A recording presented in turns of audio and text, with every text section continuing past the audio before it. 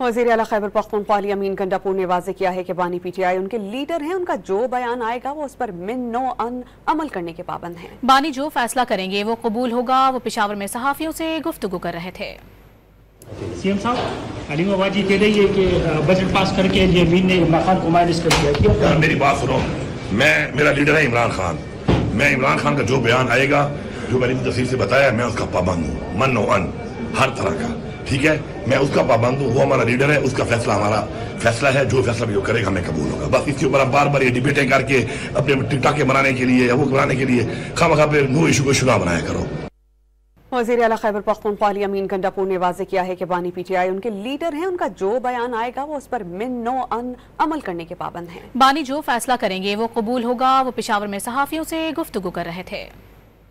CM साहब अली आबादी कह रही है कि बजट पास करके अमीन ने इमरान खान को माइनस कर दिया। मेरी बात सुनो, मेरा लीडर है इमरान खान। मैं इमरान खान का जो बयान आएगा, जो मैंने तफसील से बताया, मैं उसका पाबंद हूँ, मन नो अन हर तरह का। ठीक है, मैं उसका पाबंद हूँ, वो हमारा लीडर है, उसका फैसला हमारा फैसला है। जो फैसला भी वो करेगा हमें कबूल होगा। बस इसके ऊपर आप बार बार ये डिबेटें करके अपने टिकटाके बनाने के लिए या वो बनाने के लिए खामखा पे नो इशू को शुरू बनाया करो।